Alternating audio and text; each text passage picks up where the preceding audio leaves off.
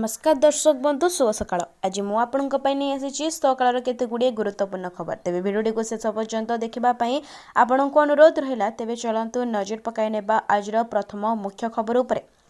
ओडिशा सरकार आरंभ करेंगे मागणा यूपीएससी कोचिंग प्रवेश परीक्षा पई योग्य प्रार्थी आवेदन करंतु जानतु संपूर्ण विवरणी।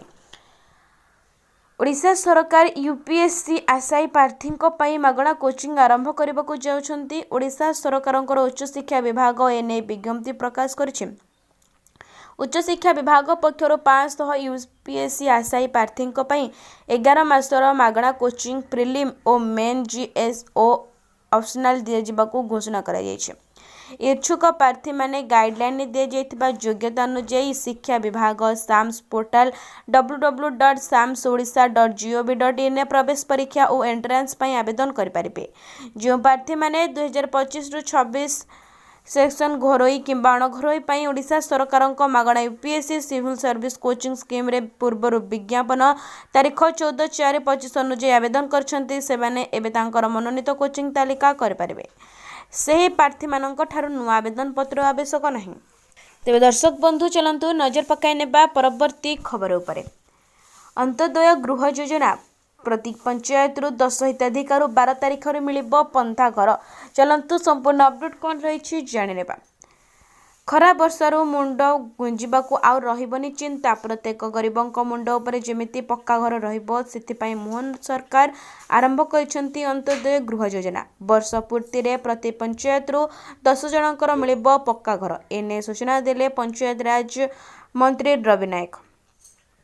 अंत्योदय योजना रे पक्का घर देवे सरकार 5 दिन भितर तालिका देवाको बीडीओ को निर्देश दिया। तेबे 12 तारीख दिन वर्ष पूर्ति कार्यक्रम रे पक्का घर दियाजिबो बोली कहछंती मंत्री। अंत्योदय गृह योजना माध्यम रे समस्तकर मुंड को पक्का घर सुनिश्चित करुछंती बीजेपी सरकार। ए योजना पई 7550 कोटी टंकार व्यय बराद करबा पई 3 वर्ष भितर 2,25,000 पक्का घर जोगाई देबार लक्ष्य रखा जायछि। तेबे दर्शक बंधु चलंतु नजर पकाई नेबा परवर्ती खबर उपरे। विभिन्न जिले में बढ़िबो गरम और गुळुगुळी। चलंतु संपूर्ण अपडेट कौन रही जानि नेबा। विभिन्न जिले में बढ़िबो गरम और गुळुगुळी सतर्कता जारी कला आंचलिक पाणीपाग केन्द्र। विभिन्न जिला मानकरे आगामी 5 दिन मध्य दिन तापमात्रा सर्वाधिक 2 रु 3 डिग्री बढ़ी पारे बोली पूर्वानुमान करिछि विभाग। अन्यपटे खरा गरम को आखि आगे रखी हिट वेव कंडीशन जारी करिछि विभाग। सेभଳି गरम और गुळुगुळी स्थिति मध्य जारी रहिबा नै सूचना दिया जायछि। विशेषकर उपकूल जिले मानकरे यह बेस अनुभूत हेबो बोली खरा एवं गरम गुळुगुळी। पुणी गत 24 घंटा भितर बालेश्वर सर्वाधिक 39.8 डिग्री तापमात्रा रेकर्ड होइथिबा बेले राज्यर आउ अन्य स्थान मानकरे भी 39 डिग्री अधिक तापमात्रा रेकर्ड होइछि। भुवनेश्वर कटक बालेश्वर भद्रक गजपति बारिपदा झारसुगुड़ा संबलपुर हीराकुद और तालचेर ठारे अधिक तापमात्रा रेकर्ड होइछि। आगामी 4 दिन मध्य दिन तापमात्रा आहुरी बढ़ी पारे और असह्य गरम गुळुगुळी नै किछि जिला को येलो अलर्ट जारी करिछि पाणीपाग विभाग। तेबे दर्शक बंधु चलंतु नजर पकाई नेबा परवर्ती खबर उपरे। प्रधानमंत्री सूर्य घर योजनार लाभ उठांतु घरे बसी मागणा बिजुली पांतु। चलंतु संपूर्ण अपडेट कौन रही जानि नेबा। प्रधानमंत्री सूर्य घर योजना को नहीं सारा देश में खुशीर माहौल। यह योजना फेब्रुआरी 2024 आरंभ होता जहाँकि धीरे धीरे लोकप्रिय रही लगी। योजनार लक्ष्य 10 कोटी घरे सौर पैनेल स्थापन करने जहाँ भारतर शक्ति आत्मनिर्भरशीलता बढ़ाइबा सहित विद्युत बिल को कम करिबो। केंद्रीय नूतन और नवीकरणीय शक्ति मंत्रालय बा एमएनआरई घोषणा करिछि जे एही योजना वार्षिक 1600 कोटी टंका संचय करिछि एवं यार लक्ष्य हेउछि 2027 सुधा मोट 5 लाख कोटी टंका संचय हासिल करबा। सरकारी तथ्य अनुसार एही योजना अधीन रे पर्यंत 1.5 कोटी रु अधिक घरे सौर पैनेल स्थापन करा जायछि जहा द्वारा कि प्रति परिवार रे वार्षिक हाराहारी 12,000 टंका संचय होछि। तेबे दर्शक बंधु चलंतु नजर पकाई नेबा परवर्ती खबर उपरे। 6 सप्ताह पर भी मिलुनी आयुष्मान कार्ड सेवा पाई पारुनाहांती योग्य हिताधिकारी। चलंतु संपूर्ण अपडेट कौन रही जानि नेबा। गत एप्रिल मासर राज्य में आयुष्मान भारत योजना लागू हेलाणी हेले पर्यंत आधारू अधिक हिताधिकारी को कार्ड मिले नहीं। एमितिक अधिकांश हिताधिकारी को कार्ड मिले हैं परिवार सदस्यों ना नहीं। सेहीपरि राज्य बाहर रोहुतिबा लोकों को भी यह कार्ड रे चिकित्सा मिलिबो बोली कह जायतिले हैं ବାସ୍ତବରେ ଏହା ମଧ୍ୟ କାର୍ଯ୍ୟାନ୍ୱୟନ କରାଯାଇ ପାରିନାହିଁ। ସରକାରଙ୍କର ଘୋଷଣା ପରେ ଦାଦନ ଶ୍ରମିକ ଭାବେ ବାହାର ରାଜ୍ୟରେ ପରିବାର ସହ ରହୁଥିବା ଲୋକମାନେ ଏହାକୁ ନେଇ ଆଶ୍ୱସ୍ତ ହୋଇଥିଲେ। ମାତ୍ର ସେମାନଙ୍କ ଭିତରୁ ଅଧିକାଂଶ ଲୋକଙ୍କୁ ଏପର୍ଯ୍ୟନ୍ତ କାର୍ଡ ମିଳିନାହିଁ। ତେଣୁ ସ୍ୱାଭାବିକ ଭାବରେ ସେମାନେ ଚିକିତ୍ସା ସେବା ପାଇପାରୁନାହାନ୍ତି। ଏହି ଯୋଜନା ଲାଗୁ ହେବା ପରେ ମାଳମାଳ ସମସ୍ୟା ଉପୁଜୁଥିଲେ ହେଁ ସରକାର ଏହାକୁ ସମାଧାନ କରୁନଥିବା ଅଭିଯୋଗ ହୋଇଛି। ଆୟୁଷ୍ମାନ ଭାରତ ସ୍ୱାସ୍ଥ୍ୟ ବୀମା ଲାଗୁ ହୋଇ ରାଜ୍ୟରେ 3,52,00,000 ଲୋକ ଉପକୃତ ହେବେ ବୋଲି ସରକାର କହିଥିଲେ।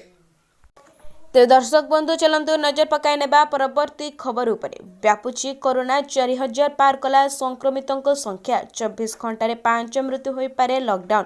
ଚାଲନ୍ତୁ ସମ୍ପୂର୍ଣ୍ଣ ଅପଡେଟ୍ କ'ଣ ରହିଛି ଜାଣିନେବା।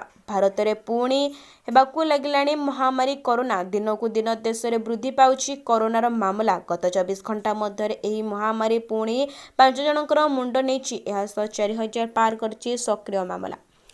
ଏହି ମୃତ୍ୟୁ କେବଳ ମହାରାଷ୍ଟ୍ର, ତାମିଲନାଡୁ ଏବଂ ପଶ୍ଚିମବଙ୍ଗରେ ହୋଇଛି। କରୋନାରେ ମୃତ୍ୟୁ ହୋଇଥିବା ଏହି 5 ଜଣ ବ୍ୟକ୍ତି ପୂର୍ବରୁ କୌଣସି ନା କୌଣସି ରୋଗରେ ପୀଡ଼ିତ ଥିଲେ। ସ୍ୱାସ୍ଥ୍ୟ ମନ୍ତ୍ରଣାଳୟ ଅନୁଯାୟୀ ଦେଶରେ କୋଭିଡ୍-19ର ସକ୍ରିୟ ମାମଲା 4,026କୁ ବୃଦ୍ଧି ପାଇଛି। ମହାରାଷ୍ଟ୍ରରେ କୋଭିଡ୍-19ର 59ଟି ନୂଆ ମାମଲା ସାମ୍ନାକୁ ଆସିଛି, ଯାହା ମଧ୍ୟରୁ 20ଟି କେବଳ ମୁମ୍ବାଇରେ। ମହାରାଷ୍ଟ୍ରରେ 800 ପାର। ଚଳିତ ବର୍ଷ ଜାନୁଆରୀ ମାସରୁ ମହାରାଷ୍ଟ୍ରରେ ସଂକ୍ରମିତଙ୍କ ସଂଖ୍ୟା 873କୁ ବୃଦ୍ଧି ପାଇଛି। ପଶ୍ଚିମବଙ୍ଗରେ 44ଟି ନୂଆ କରୋନା ମାମଲା ରିପୋର୍ଟ ହୋଇଛି। ସେହିପରି ଚିକିତ୍ସାଧୀନ ରୋଗୀଙ୍କ ସଂଖ୍ୟା 331ରେ ପହଞ୍ଚିଛି। ତେବେ ଦର୍ଶକ ବନ୍ଧୁ ଚାଲନ୍ତୁ ନଜର ପକାଇ ନେବା ପରବର୍ତ୍ତୀ ଖବର ଉପରେ। ଆଜି ପେଟ୍ରୋଲ ଏବଂ ଡିଜେଲ ଦର ଅନେକ ସ୍ଥାନରେ କମିଲା ରେଟ୍। ଚାଲନ୍ତୁ ସମ୍ପୂର୍ଣ୍ଣ ଅପଡେଟ୍ କ'ଣ ରହିଛି ଜାଣିନେବା। ଆଜି ଅଏଲ ମାର୍କେଟିଂ କମ୍ପାନୀମାନେ ଦେଶର ସମସ୍ତ ରାଜ୍ୟ ପାଇଁ ପେଟ୍ରୋଲ ଡିଜେଲ ଦାମ ଜାରି କରିଛି। ଦେଶର ଅନେକ ରାଜ୍ୟରେ ଆଜି ପେଟ୍ରୋଲ ମୂଲ୍ୟରେ ପରିବର୍ତ୍ତନ ହୋଇଛି। ଏହା ବ୍ୟତୀତ କିଛି ଏମିତି ରାଜ୍ୟ ଅଛି ଯେଉଁଠିକି ପେଟ୍ରୋଲ ଏବଂ ଡିଜେଲ ଦାମରେ କୌଣସି ପରିବର୍ତ୍ତନ ହୋଇନି। ଚାଲନ୍ତୁ ଜାଣିବା ଆଜି ଦେଶର ପ୍ରମୁଖ ସହରରେ ପେଟ୍ରୋଲ ଏବଂ ଡିଜେଲର ଦାମ। ଆଜି ଭୁବନେଶ୍ୱରରେ ପେଟ୍ରୋଲ ଦର 101 ଟଙ୍କା 16 ପଇସା ରହିଥିବା ବେଳେ ଡିଜେଲ ଦାମ ପ୍ରତି ଲିଟର ପିଛା 92 ଟଙ୍କା 75 ପଇସା ରହିଛି। ଏପରିକି ଦେଶର ପ୍ରମୁଖ ସହରରେ ପେଟ୍ରୋଲ ଏବଂ ଡିଜେଲର ଦର ଅପରିବର୍ତ୍ତିତ ରହିଛି। ଦିଲ୍ଲୀରେ ପେଟ୍ରୋଲ ଲିଟର ପିଛା 94 ଟଙ୍କା 77 ପଇସା ଓ ଡିଜେଲ ଦର 87 ଟଙ୍କା 67 ପଇସା ହୋଇଛି। ମୁମ୍ବାଇରେ ପେଟ୍ରୋଲ ଲିଟର ପିଛା 103 ଟଙ୍କା 50 ପଇସା ହୋଇଥିବା ବେଳେ ଡିଜେଲ ଲିଟର ପିଛା 90 ଟଙ୍କା 3 ପଇସା ହୋଇଛି। ସେହିପରି କୋଲକାତାରେ ପେଟ୍ରୋଲ ଦର 105 ଟଙ୍କା 41 ଟଙ୍କା ହୋଇଥିବା ବେଳେ ଡିଜେଲ ଦର 92 ଟଙ୍କା 39 ପଇସା ରହିଛି। ତେବେ ଦର୍ଶକ ବନ୍ଧୁ ଚାଲନ୍ତୁ ନଜର ପକାଇ ନେବା ପରବର୍ତ୍ତୀ ଖବର ଉପରେ। 6ରେ 826 ପିଜିଟି ଶିକ୍ଷକଙ୍କୁ ନିଯୁକ୍ତି ପତ୍ର ପ୍ରଦାନ କରିବେ ମୁଖ୍ୟମନ୍ତ୍ରୀ। ଚାଲନ୍ତୁ ସମ୍ପୂର୍ଣ୍ଣ ଅପଡେଟ୍ କ'ଣ ରହିଛି ଜାଣିନେବା। ଆସନ୍ତା 6 ତାରିଖରେ ମୁଖ୍ୟମନ୍ତ୍ରୀ ମୋହନ ଚରଣ ମାଝୀ 826 ପିଜିଟି ଶିକ୍ଷକଙ୍କୁ ନିଯୁକ୍ତି ପତ୍ର ପ୍ରଦାନ କରିବେ। ଏନେଇ ବିଦ୍ୟାଳୟ ଓ ଗଣଶିକ୍ଷା ବିଭାଗ ମନ୍ତ୍ରୀ ନିତ୍ୟାନନ୍ଦ ଗଣ୍ଡ ସୂଚନା ଦେଇଛନ୍ତି। ମନ୍ତ୍ରୀ କହିଛନ୍ତି, ଖାଲି ପଡ଼ିଥିବା ଶିକ୍ଷକ ପଦବୀ ପୂରଣ ପାଇଁ ସରକାର ପ୍ରତିଶ୍ରୁତିବଦ୍ଧ। ନୂଆ ସରକାର ଆସୁ ଆସୁ ପ୍ରାୟ 16,000 କନିଷ୍ଠ ଶିକ୍ଷକଙ୍କୁ ନିଯୁକ୍ତି ଦିଆଯାଇଥିଲା। ଏହାପରେ ଆହୁରି 2,000 ନିଯୁକ୍ତି ପତ୍ର ଦିଆଯାଇଛି। ଆସନ୍ତା 6 ତାରିଖରେ ମୁଖ୍ୟମନ୍ତ୍ରୀ ମୋହନ ଚରଣ ମାଝୀ 826 ପିଜିଟି ଶିକ୍ଷକଙ୍କୁ ନିଯୁକ୍ତି ପତ୍ର ପ୍ରଦାନ କରିବେ।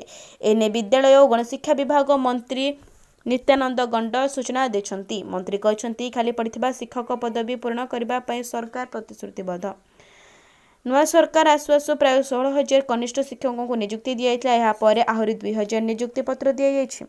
ତେବେ ଦର୍ଶକ ବନ୍ଧୁ ଚାଲନ୍ତୁ ନଜର ପକାଇ ନେବା ପରବର୍ତ୍ତୀ ଖବର ଉପରେ। ଆଗୁଆ ମୌସୁମୀ ବର୍ଷା ଉଜାଡ଼ି ଦେଲା ଚାଷ, ପିଆଜ ଦାମ ଛୁଇଁପାରେ 50। ଚାଲନ୍ତୁ ସମ୍ପୂର୍ଣ୍ଣ ଅପଡେଟ୍ କ'ଣ ରହିଛି ଜାଣିନେବା। ଦେଶର ବିଭିନ୍ନ ରାଜ୍ୟରେ ପ୍ରବଳ ବର୍ଷା ଜାରି ରହିଛି। ବର୍ଷା ଯୋଗୁଁ ପିଆଜ ଓ ଟମାଟର ଫସଲ ନଷ୍ଟ ହୋଇଯାଇଛି।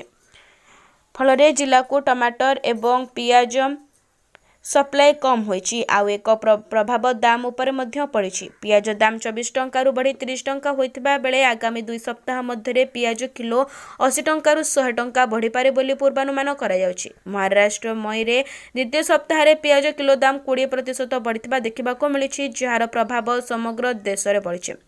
ପିଆଜ ଏବଂ ଟମାଟର ଦୁଇଟି ଯାକ ଫସଲ ପ୍ରବଳ ବର୍ଷାରେ କ୍ଷତିଗ୍ରସ୍ତ ହୋଇଛି। ବର୍ଷା ଯୋଗୁଁ ସପ୍ଲାଇ ଉପରେ ମଧ୍ୟ ପ୍ରଭାବ ପକାଇଛି। ତେଣୁ ଆଗାମୀ ଦିନରେ ପିଆଜ ଓ ଟମାଟର ଦାମ ବଢ଼ିପାରେ ବୋଲି ଅନୁମାନ କରାଯାଉଛି। ଦିଲ୍ଲୀରେ ପିଆଜ ଓ ଟମାଟର ଦାମ ମଧ୍ୟ ବଢ଼ିବାରେ ଲାଗିଛି। ତେବେ ଗତ 2 ଦିନ ମଧ୍ୟରେ ଦିଲ୍ଲୀରେ ପିଆଜ ଓ ଟମାଟର ଦାମ 40ରୁ 50% ବଢ଼ିଛି। 31 ମଇରେ ଦିଲ୍ଲୀରେ ପିଆଜ ଖୁଚୁରା ଦାମ 20 ଟଙ୍କା ପ୍ରତି କିଲୋ ରହିଥିଲା।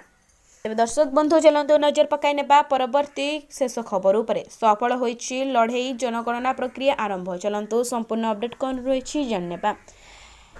जनगणना को नहीं प्रक्रिया आरंभ होईछि केंद्र सरकार पक्षर प्रक्रिया आरंभ को नहीं राज्य राजनीति रे नाना कर्ता स्वच्छतार सह जनगणना करा दरकार जनगणना हेबा द्वारा पछुआ वर्ग न्याय पाई परिबे बोली बीजेडी कहिछि। जनगणना पर जनसंख्या आधार में सीमा निर्धारण करा जातिभित्ति जनगणना करिजिबाकु थिबा बेले जो अधिकारी माने जनगणना परिचालन रे नियुक्ति हेबे सेमाने स्वच्छतार सह जनगणना करिबा उचित बोली बीजेडी कहिछि। कांग्रेस कहिछि चापरे पड़ी जातिभित्तिक जनगणना करुछि बीजेपी जार जवाब रखिछि बीजेपी। सफल होईछि लड़ई जनगणना प्रक्रिया रे ओबीसी माननकु न्याय मिलिबारे आरंभ होईछि प्रथम सोपान जार भाग जेते ताहार संख्या सेते जनगणना करिबाकु सारा भारत वर्ष रे दाबी करिछि केंद्र सरकार।